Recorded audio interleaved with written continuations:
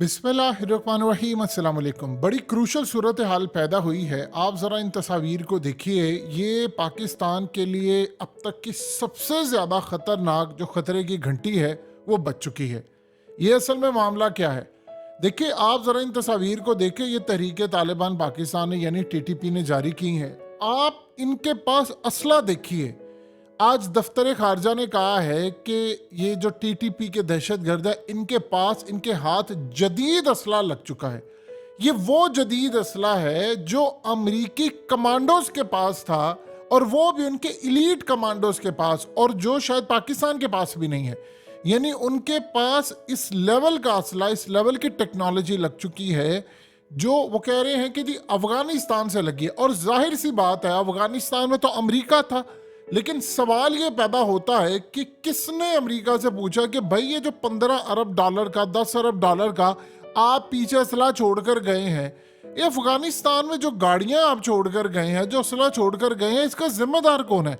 अगर आज पाकिस्तान पर ये हमले हो रहे हैं और टीटीपी के हाथ में लगा है, तो हमें सबसे पहले अमेरिका से पूछना चाहिए कि भाई तुम्हारी नाअहली थी, तुम ये असला छोड़कर गए थे। आप जानते हैं कि इवन कि ये सूरत हाल थी कि भारत ने अमेरिका को ये बात कही थी कि आप अफगानिस्तान से, पहली तो बात है निकले ही ना। अगर निकल रहे हैं तो आपकी जितनी गाड़ियां, जितना असला है, वो सारे का सारा असला आप मुझे दे जाएं, यो मैं खरीदने को तैयार हूं। इवन के यहां तक सूरत हाल थी कि वो डबल कीमत पर भी देने को तैयार थे।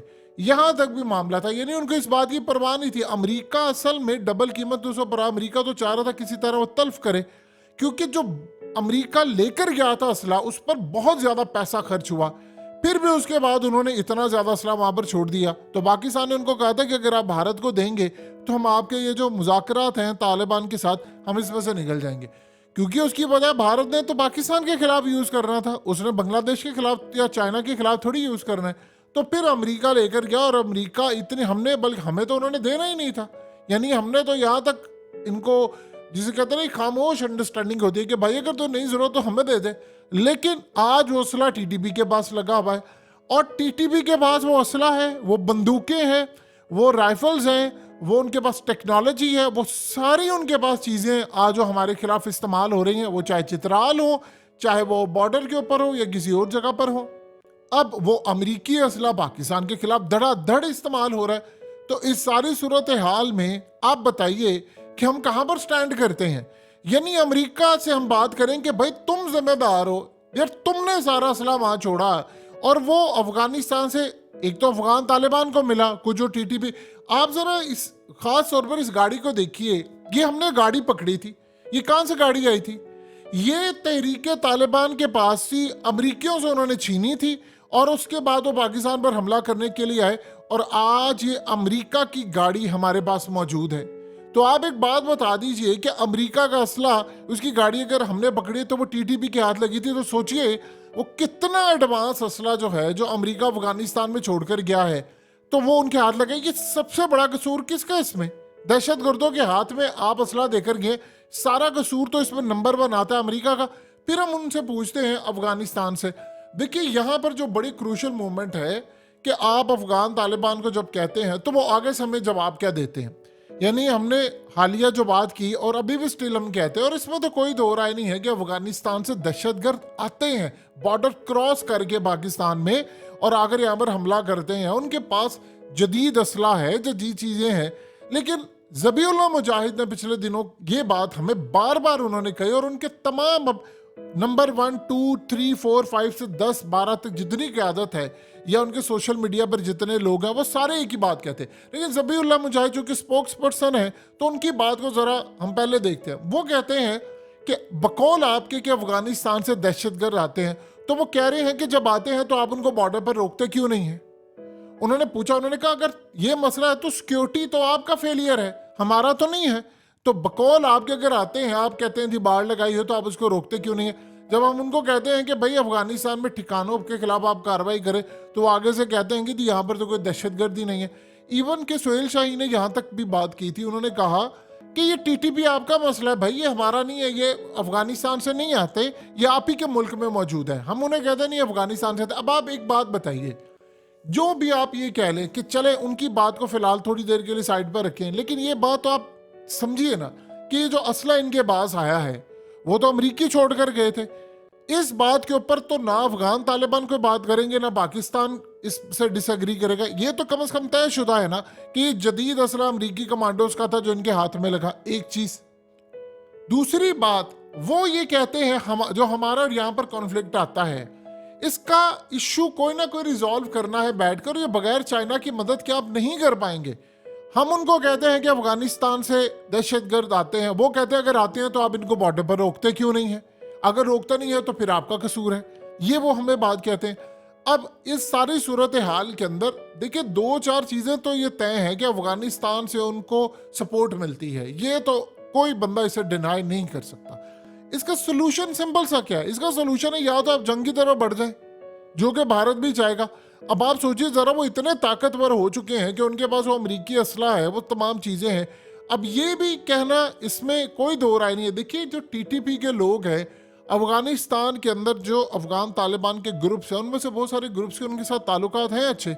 अब मिसाल के तौर पर जब अमरीकी यहाँ से निकले थे तो अमेरिका की जेल में टीटीपी, यानी उस वक्त अगर आप अफगानिस्तान की जेल के तो वो अमेरिका की असल में जेल थी, तो उसमें टीटीपी के लोग थे, उनको भी रिहाई हुई। तो वो अफगान तालिबान ने उस वक्त उनके जो निचली सतह के रहनुमा थे उन्होंने बात की, उन्होंने कहा कि जी इन लोगों ने हमारे साथ मदद की है अमरीकी फोर्सेस के खिलाफ, तो हम इनके खिलाफ कैसे कार्रवाई कर सकते हैं, तो हमारे साथ मिलकर लड़े हैं।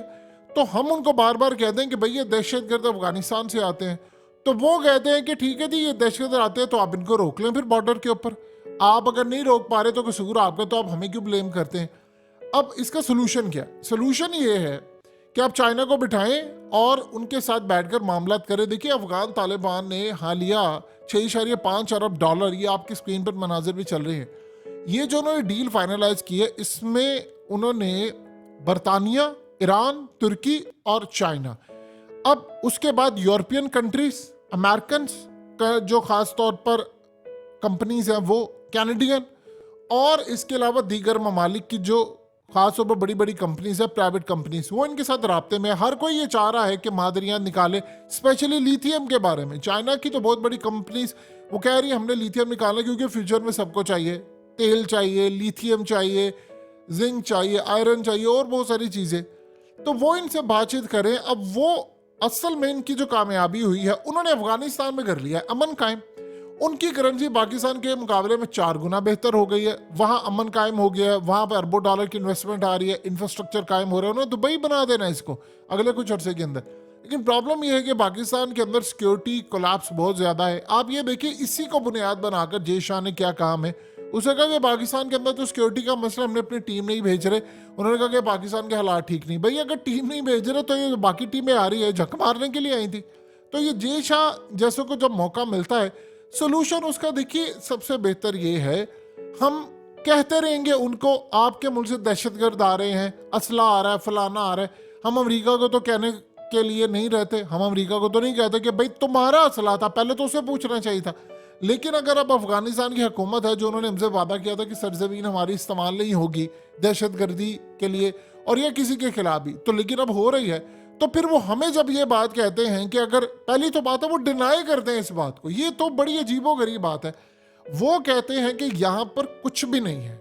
सेकंड वो बात ये कहते हैं कि अगर आप ये समझ से कि यहाँ पर है तो फिर आप उनको खुद क्यों नहीं रोकते, क्योंकि अगर वो अफगानिस्तान से आते तो आप उनको रोके ना फिर। अब इसका सोल्यूशन क्या है? हम उनको कहते रहेंगे आपके वहां पर है, वो हमें कहते रहेंगे कि जी आप रोके, यानी ये दो सूरत हाल में हम फंसे हुए हैं। तो इसका सोल्यूशन तो फिर तीसरा फरीक ही निकाल सकता है। तो चाइना के देखिए इस वक्त वहां पर इन्वेस्टमेंट है, चाइना को ये बात पता है कि जाहिर सी बात है अगर वहां पर दहशतगर्दी रहेगी तो हम तो जाकर वहां पर फिर स्ट्राइक करेंगे, हम तो बमबारी करेंगे, चाहे वो टीटीपी के ठिकानों पर, तो फिर चाइना की इन्वेस्टमेंट को भी मसला होगा। तो बेहतर यह है कि चाइना को बिठाकर, ये हकीकत टीवी पहले भी प्रपोज कर चुका है कि हम इस्लामाबाद में समिट बुला लें, उसमें आप हमसाया ममालिक को ही बुला लें। देखिए वो हमें क्या कहते हैं, अफगानिस्तान के लोग कहते हैं हमारी बहुत ज़्यादा ममालिक के साथ सरहद लगती है, तो हमने बाकी ममालिक के साथ क्यों नहीं ये चीज़ें भेज रहे, हमारे ईरान के अंदर टीटीपी के लोग क्यों नहीं जा रहे, फलाने नहीं जा रहे, इधर नहीं जा रहे। वो हमें ये कहते हैं कि और उनके साथ क्यों हमारे मसले नहीं, सिर्फ आप ही के साथ क्यों हमारा मसला है, तो आपका इशू हमारा नहीं। इसको रिजॉल्व करने के लिए आप एक समिट बुला लें अफगानिस्तान के हवाले से जो इस्लामाबाद में हो, और यहाँ पर बैठकर बातचीत करें, उनके सामने आप सबूत रखिए, चाइना को एज ए गारंटर के तौर पर ले, वो दोनों के मामला देखे, तो इससे फ़ायदा हो जाए। जाहिर सी बात है, चाइना की यहाँ पर इन्वेस्टमेंट है, उसको नुकसान है, हमारी मईशत को नुकसान है, उधर से ताल्लुकात ख़राब है, ना कोई जंग हम अफोर्ड कर सकते हैं। ये सबसे बेहतर सोल्यूशन है कि आप सारे बैठकर इस इशू को रिजॉल्व कर लें विद डायलॉग, क्योंकि हम उनको कहते रहेंगे, वो कहेंगे कि नहीं, और उधर से आप देखिए टीटीपी वाले तस्वीर जारी करते रहेंगे इनकी, और वो कहेंगे कि देखो हम तो ये कर देंगे, हम वो कर देंगे। तो दहशतगर्दी हो रही है, पाकिस्तान सफ़र कर रहा है, कौम यहाँ से मुसीबत में फंसी हुई है।